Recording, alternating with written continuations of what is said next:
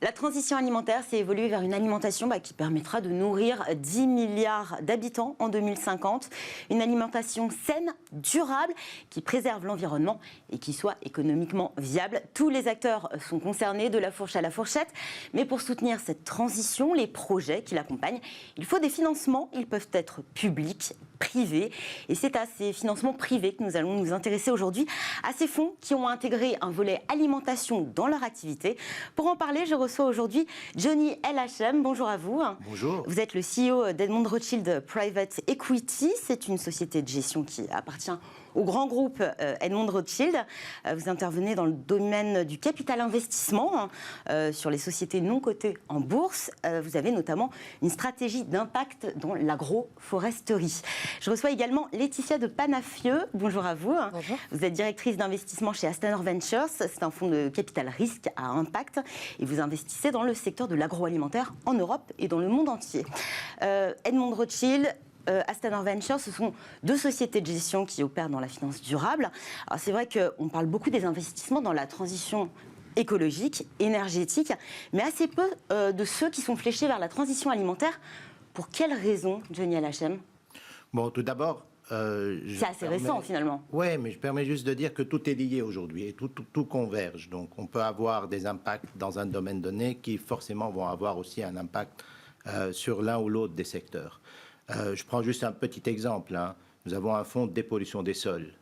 On peut penser que l'étalement urbain n'est pas un sujet lié à l'alimentation. Et en fait, si. Et si, eh bien, on perd tous les ans, on perd la surface d'un département du Gard en étalement urbain. Donc, ce que veut dire, on détruit nos terres arables, on met à risque la sécurité alimentaire. Donc, toutes les terres qui peuvent être cultivées. Exactement. Pour, en effet, avoir un étalement urbain. Et quel étalement urbain ? Des villes mal conçues. Et on voit les embouteillages, on a vu les Covid, comment il nous a aidés à repenser les choses. Et pour répondre justement à votre question, il y a ce qu'on appelle en anglais le Death Valley, la vallée de la mort, sur le fait qu'il y a une absence de fonds qui viennent très en amont de la chaîne parce que c'est une industrie très naissante et heureusement qu'il y a des fonds comme Astanor qui peuvent venir très en amont pour aider ces entreprises à exister pour que le capital risque un peu paresseux de l'autre côté qui ne prend pas les mêmes risques que les autres puisse prendre le relais après. Vous parlez de l'amont de la chaîne, c'est aussi investir dans l'avenir, en investissement de ce côté-là plutôt qu'en aval ? C'est ce qu'on appelle l'audace, les gens qui ont le courage. Tant mieux, on est sur la chaîne des audacieux. d'aller en dehors des sentiers battus et prendre des risques que le commun des mortels ne va pas prendre. Et ça nécessite un savoir-faire spécifique et le partenariat public-privé, parce que ce soit le fonds de Madame Panafieux ou nos fonds à nous, nous avons aussi de l'argent public, et ce qui est une bonne chose, ce qui fait que ce mélange d'argent public et argent privé réduit finalement le risque par le savoir-faire des hommes et des femmes. Pour avoir un petit panorama ou faire le paysage de ce secteur, est-ce que les acteurs sont nombreux sur ce volet alimentation dans la finance ? Alors, je pense que les acteurs sont de plus en plus nombreux et c'est une bonne chose. J'aimerais rebondir sur l'effet Covid dans le secteur de l'agroalimentaire. En fait, ça a eu un effet très positif sur le secteur des startups dans l'agroalimentaire. C'est un secteur qui était un peu délaissé, un peu poussiéreux. Et ce, parce qu'en fait, il y a eu 70 ans de pratiques assez néfastes, notamment dans l'industrie agricole. Et on le voit aujourd'hui. Une prise de conscience, en fait, cette crise a rebattu les cartes. On a d'autres préoccupations aujourd'hui, on pense notamment aux circuits courts, mais pas seulement. Exactement. On a par exemple une start-up dans notre portefeuille qui s'appelle La Ruche qui dit oui, que vous connaissez probablement. On a fait un reportage il y a quelques semaines sur son 10e anniversaire. Exactement, très beau reportage d'ailleurs. La Ruche qui dit oui a bénéficié d'une énorme croissance grâce au Covid, puisque les gens ne voulaient plus aller dans les hypermarchés avec des centaines et des milliers de personnes, et donc se sont réintéressés parce qu'ils avaient aussi plus de temps à consacrer à leur santé et à l'environnement, ont commencé à reconsidérer les circuits courts.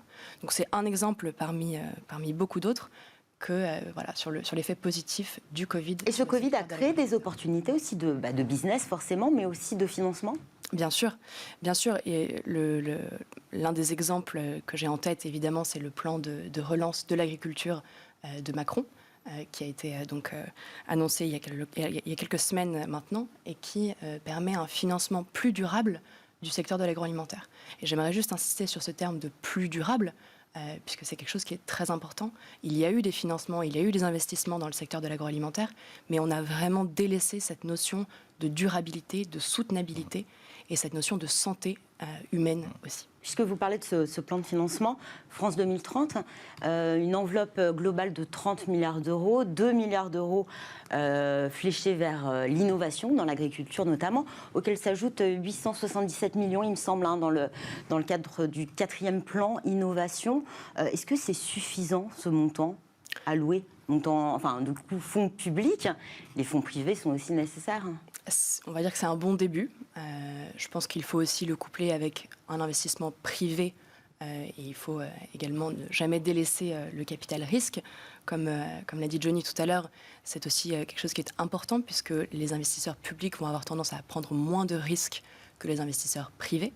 Il faut aussi le mettre en relation avec les différentes régulations de la Commission européenne notamment. On pense évidemment au Farm to Fork, qui vise à réduire notamment l'usage des pesticides et des engrais chimiques. Donc voilà, je pense qu'il y a une certaine prise de conscience au niveau national, au niveau européen, évidemment au niveau mondial également. On a vu les retombées de la COP26 par exemple. Donc je pense que tout ça contribue à avoir un effet positif sur l'investissement dans le secteur de l'agroalimentaire. L'agroalimentaire, c'est un domaine quand même assez vaste, de l'agriculture aussi. Vous parliez d'intervenir en amont de cette chaîne alimentaire. Finalement, quelles sont les entreprises dans lesquelles vous investissez actuellement et qui peuvent potentiellement changer la donne dans les années à venir? Je donne quelques exemples rapidement. Que ce soit au niveau aujourd'hui, la biotech, la santé, l'agriculture, le farming, la nourriture, tout est lié. Et les impacts de l'un sur l'autre sont importants à quantifier et mesurer en amont d'un investissement. On a investi dans une entreprise aux États-Unis et en Israël qui a 2 sites qui opèrent dans le domaine des algues et des microalgues, qui sont des alternatives à la protéine. Juste un exemple, pour une protéine issue du monde du bétail, de la viande, c'est 2000 litres d'eau. Ici, c'est moins 2000 litres d'eau par rapport à... Donc, on consomme moins 2000 litres d'eau par rapport, avec les protéines des algues par rapport au bétail. Un autre investissement qu'on fait par rapport à la Farm to Fork, les noix. Les noix, ce sont des essentiels pour nous tous. Juste pour exemple, je ne sais pas si vous savez ça, mais la noix de cajou qu'on mange partout dans le monde, elle voyage. Elle est produite en Afrique de l'Ouest. On déprive les paysans locaux de leurs droits. On maximise les volumes. On l'envoie en Asie pour la triturer parce que ça nécessite un savoir-faire spécifique. Je crois qu'on voit d'ailleurs à l'écran des noix de cajou. Voilà, c'est notre usine au Togo. Et on a pris le pari de construire une usine localement, d'avoir nos propres fermes, faire de l'outgrowing, garder les fermiers. Donc éviter ce voyage entre différents pays. Oui, ça c'est l'empreinte carbone, mais aussi le volet social est très important. Parce que pour avoir du volume, il faut avoir des fermes à grand espace, à grande échelle. Et donc ça entraîne parfois du population displacement et du land grabbing. On enlève les droits aux gens, on les déplace. Ce qu'on ne pratique pas. On assure le volume parce qu'on a besoin de volume. Vous l'avez dit vous-même, on va être à nourrir en 2050 10 milliards de bouches à nourrir. Donc le volume n'est plus la question. On va avoir besoin de volume. Mais il faut le faire autrement. Le outgrowing est un très bon schéma. Le fermier reste propriétaire de son ferme. On lui assure le financement pendant la période où il n'a pas de sous, il n'a pas d'argent. Et on met le cahier de charge nécessaire qui nous ramène le volume. Et ainsi, on peut produire un produit de qualité, avoir à remplir nos volumes en amont pour nos usines, et avoir un produit bio, sain, et on répond à la demande. Et c'est ça la bonne nouvelle. C'est ça, c'est le consommateur aussi qui, face à ces nouvelles préoccupations, on parlait de la crise un peu plus tôt, qui oriente aussi ces développements, notamment des startups. Bien sûr, on remarque notamment le grand essor des alternatives aux protéines animales aujourd'hui. Alors, il y a évidemment... D'ailleurs, c'est l'un des gros volets, j'imagine, des investissements qui sont réalisés actuellement. Bien sûr, quand on voit les émissions de gaz à effet de serre qui sont déployées et qui sont vraiment très problématiques dans l'industrie laitière, dans l'industrie de la viande également, c'est vraiment un des sujets majeurs. À titre d'exemple, on a investi dans une start-up qui fait des steaks donc de soja, qui ont les mêmes propriétés organoleptiques que la viande pour convaincre ce grand marché qui s'appelle le marché des flexitariens, de ceux qui veulent réduire leur consommation de viande. Et ce marché est en grand essor et l'est depuis les 10 dernières années, on va dire. Vous travaillez aussi, il me semble, sur la variante insecte ? Bien sûr. Bien sûr. On est investisseur et on est fiers d'être investisseur dans Insect, que vous connaissez aussi probablement assez On voit bien. quelques larves, je ne sais pas. Il me semble qu'il y a des petits insectes à l'écran. Effectivement, et on est assez persuadé que cela fait partie du futur de l'alimentation. L'idée, c'est d'explorer toutes les alternatives qui cohabiteront peut-être demain aussi avec les protéines animales. Exactement, exactement. L'idée initiale d'Insect, c'était de venir remplacer les petits poissons que l'on pêche dans l'océan pour nourrir les poissons d'élevage, ce qui est en fait une aberration complètement catastrophique. Et donc l'idée d'Insect, c'était de venir nourrir la production aquacole avec des insectes qui ont en fait une consommation énergétique bien moindre et qui permettent de réduire à l'échelle planétaire les émissions de gaz à effet de serre. Aujourd'hui, de nombreux investissements dans ce secteur. Est-ce que ces investissements restent plutôt marginaux par rapport aux autres types de produits qui s'offrent aujourd'hui aux investisseurs? Très honnêtement, oui, malheureusement. Il y a encore de la marge à faire dans le sens d'augmenter le wallet share de cette classe d'actifs au sein de la classe d'actifs en général. Par contre, la bonne nouvelle, c'est que la réglementation nous aide aujourd'hui parce qu'elle est beaucoup plus claire et stricte. Elle peut encore être plus claire sur certains volets, mais quand même, elle nous aide pour avoir le soutien des investisseurs parce qu'ils ont l'obligation maintenant de faire sur ces domaines-là, et c'est une très bonne nouvelle. Mais aussi, c'est les consommateurs, comme on l'a dit et l'a répété, qui nous poussent vers cette direction, et tant mieux d'ailleurs. En revanche, la bonne nouvelle réside dans le fait que aujourd'hui, la technologie n'est plus vue comme un disrupteur, elle ne va pas tuer les métiers existants, elle est là pour être un facilitateur, pour aider à faire évoluer, à maintenir des volumes, mais à réduire les impacts négatifs par cette production intensive en utilisant la technologie en amont. Je prends pour exemple le sujet du gluten. Nous avons investi dans une entreprise qui intervient sur la protéine du blé, pour pouvoir maintenir ce volume qu'on a aujourd'hui dans le monde dont on a besoin, mais qui élimine l'impact négatif néfaste sur l'allergie au gluten. Et c'est quelque chose de très positif parce que c'est pas pour aller faire du sans gluten qu'on va satisfaire les besoins de tous, parce que aussi le sans gluten a des impacts négatifs. Donc à un moment donné, il faut utiliser la technologie, la biotech, comme j'ai dit tout à l'heure, tout converge et ça aide à solutionner ce problème. Si vous me permettez, je donne un autre exemple au sein de nos fermes. Nous avons une très belle ferme au Nicaragua qui produit du café de qualité, un café primé. Et aujourd'hui, les conséquences du réchauffement climatique sur le monde du café en Amérique centrale est désastreuse. Là, on voit par exemple le projet Nica France, c'est notre pépinière au Nicaragua. Et les conditions climatiques ont fait qu'aujourd'hui, on ne produit plus de café dans ces zones-là parce que l'essence elle-même, elle ne résiste plus au changement climatique. Donc on a dû marier deux types de café, l'arabico et le robusta, et on a obtenu une nouvelle essence qui s'appelle l'arabusta, et qui produit un café miel, un café sans sucre, mais qui est quand même assez doux. Assez doux, oui. Et c'est produit avec les conditions écologiques qu'il faut, l'association des fermiers, et on refait revitaliser des fermes abandonnées parce que l'essence n'était plus capable de résister au réchauffement climatique. Et aujourd'hui, on peut ramener aussi un rendement assez intéressant par le développement du café éthique et par le développement du café de qualité, qui a un marché à saisir et qui est un marché qui existe. Aujourd'hui, vos investissements, ils se dirigent plutôt vers le monde, l'Europe, la France peut-être, un peu des trois? Un peu des trois. On a 6 investissements en France aujourd'hui, donc La Ruche qui dit oui que j'ai nommé, Insect également. On a également une participation dans Mimosa, qui est une plateforme de crowdfunding un peu plus tard. pour des projets agricoles, exactement. On est aussi investisseur dans Meet My Mama, qui est un traiteur social, puisqu'il ne faut pas évidemment oublier cette dimension sociale. C'est vrai qu'il y a effectivement le point écologique, mais aussi l'idée, c'est d'avoir un investissement social, j'allais dire responsable et social. Bien sûr, et c'est d'ailleurs le titre de l'émission, c'est comment faire une alimentation qui soit saine, qui soit durable. Ouais. Je rajouterais qui soit sociale également. Puisqu'il y a un véritable enjeu, aujourd'hui on le sait. L'enjeu est humain avant tout. Évidemment. L'enjeu est humain à la fois pour les consommateurs, et on en a parlé, mais également pour les producteurs et pour offrir une rémunération qui soit décente aux agriculteurs qui triment pour mettre de la nourriture dans nos assiettes. Comment vous évaluez le potentiel des entreprises dans lesquelles vous investissez? Est-ce qu'on peut déjà imaginer qu'elles vont avoir un fort impact et qu'elles sont rentables? Bien sûr, alors c'est effectivement ce double enjeu que nous, on va regarder d'un point de vue financier, donc d'un point de vue retour sur investissement, mais également, et c'est peut-être le plus important et le plus novateur aujourd'hui, d'un point de vue de l'impact. Donc l'idée, c'est que nous, on va investir dans des startups qui ont un impact positif sur l'environnement et sur la société, impact que l'on va mesurer et que l'on va mesurer en toute transparence.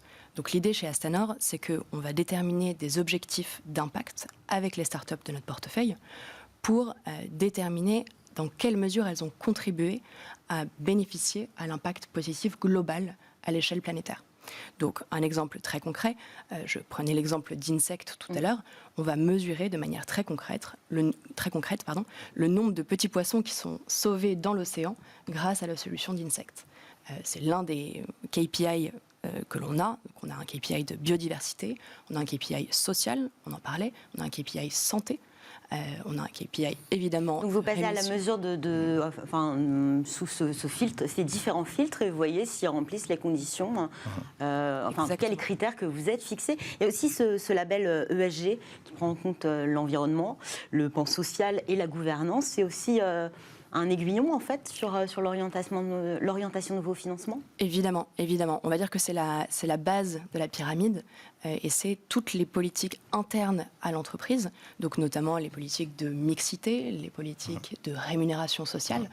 On va dire que la deuxième étape de cette grande pyramide qu'est l'investissement à impact, c'est justement avoir un impact positif, mesurable et transparent sur l'environnement. Et c'est ça qui chez nous, oriente l'investisseur aussi. On le fait un peu autrement chez nous. Vous faites différemment, dites-nous. Nous, ce qu'on fait, on fait l'intentionnalité. D'abord, on ne fait pas d'exclusion. Il ne faut pas forcément que quelque chose ait un impact positif pour qu'on investisse dedans. D'accord. On n'a pas trop de mérite en faisant ça, pardon de le dire comme ça. Nous, ce qu'on cherche à faire, c'est prendre quelqu'un qui a un impact négatif, investir chez lui, tenter de le transformer. Et en ayant la capacité réellement de le transformer pour ne pas tomber dans le travers de ce qu'on appelle le greenwashing. Pour ça, dans les packs d'actionnaires de nos investissements, on lie les objectifs d'impact à la rémunération des gérants. Et on la lie également à notre rémunération en tant que gérant de fonds et à notre carried interest. On ne le fait pas partout sur tous les fonds, mais sur certains fonds, on a commencé. Ça veut dire que notre performance, nous, on gagne notre vie, pas uniquement si on gagne ou qu'on crée une performance financière, mais si on atteint les KPIs d'impact, on est payé, sinon on n'est pas payé. Un autre élément important, je reviens à l'exclusion et l'accompagnement et l'intentionnalité. Aujourd'hui, et fort heureusement, il y a beaucoup d'indicateurs, de KPIs, de méthodes qui commencent à émerger. On vient d'un monde, nous ça fait depuis 2006 qu'on est dans ce domaine. D'abord, il n'y avait pas de standard, personne ne comprenait rien à ce sujet, tout le monde racontait à sa sauce. Aujourd'hui, ça se standardise par le fait qu'il y a de la réglementation qui vient et par les acteurs qui existent, qui mettent en place ce qu'il faut pour nous permettre de reporter sur des KPIs clairs. En revanche, là où c'est très important d'être dans l'intentionnalité et l'accompagnement, les impacts coulent de source et surtout pas l'exclusion. Je vous donne juste un petit exemple, vous me permettez. Aujourd'hui, dire que vous investissez dans du pétrole ou dans le gaz, c'est très mauvais et c'est même name and shame et parfois vous êtes exclu du monde des investisseurs. Or, au Burkina Faso, l'une des causes majeures de la déforestation, c'est l'usage du charbon dans la cuisine. Impact négatif sur la santé de la femme, peu de temps pour la ménagère pour s'occuper de ses enfants. Vous disiez justement que c'est très imbriqué entre les thématiques écologiques. Et donc, investir dans une entreprise qui était d'ailleurs gérée par une entrepreneur, une dame exceptionnelle, moi j'aime beaucoup les boîtes gérées par les femmes, au passage, qui fait de l'embouteillage de bonbonnes de gaz et qui le distribue à l'échelle nationale pour limiter l'impact de la déforestation au quotidien, pourquoi exclure le gaz naturel ? Donc c'est cette intentionnalité qui est importante aussi dans l'accompagnement et les gérants qui mettent leur courage sur la table en disant « je gagnerai mieux ma vie si j'atteins ces objectifs » sont les plus crédibles de mon point de vue. Est-ce qu'aujourd'hui c'est rentable ? Souvent ça a pâti de cette... c'est très simple. Ce qui n'est pas rentable n'est pas durable, ce qui n'est pas durable n'est pas rentable. Il y a des choses pour les ONG et pour les philanthropes. Ils peuvent le faire, c'est pas réplicable. Ce qu'on essaye, nous, de faire ensemble... On investit dans le long terme. On investit dans le long terme pour faire émerger des choses qui deviennent réplicables. Si c'est un window of opportunity qui n'est pas réplicable, ce n'est pas durable. Et on oublie juste que durabilité, ça vient du temps. Et on a besoin de temps. Et forcément, ça doit être rentable. Mais comment? En épongeant la période nécessaire à atteindre la rentabilité dans le temps. Donc, ce n'est pas un métier pour les court-termistes ni pour les spéculateurs. Il faut s'engager dans la durée en se disant, j'ai une conviction, je la défends et je vais vers mon objectif. Donc, ce sont des investisseurs convaincus. Dernière question pour vous, avant de nous quitter, Laetitia de Panafieux. Emmanuel Faber a rejoint Astanor Ventures le mois dernier. L'ancien PDG de Danone évincé au printemps dernier par les actionnaires. Départ forcé qui avait un peu posé la question de la compatibilité de l'action avec la mission. Je vais vous poser cette question. Est-ce qu'on peut envisager une compétitivité, une rentabilité écologique et sociale aujourd'hui ? On ne peut que l'envisager. Je pense qu'aujourd'hui, c'est évidemment la seule voie de l'investissement et c'est là où l'investissement à impact a toute son importance. Peut-être pour rebondir sur ce grand terme de greenwashing qui a été employé tout à l'heure, je pense qu'aujourd'hui, ce qu'il est possible de faire pour séparer, sans mauvaise métaphore agricole, le bon grain de l'ivraie, c'est de demander en toute transparence aux fonds qui se disent à impact leur rapport d'impact. Bah oui. Aujourd'hui, nous, on a publié maintenant 3 semaines notre rapport d'impact de 2021 où on mentionne très exactement quels sont les objectifs d'impact et quelle est la mesure d'impact que l'on utilise. Et ça, c'est quelque chose qui est important, avec évidemment la rémunération des investisseurs liée à l'impact. Ouais. Donc Edmond de Rothschild le fait, Astanor le fait aussi. Il y a finalement assez peu de fonds aujourd'hui sur le marché qui le font.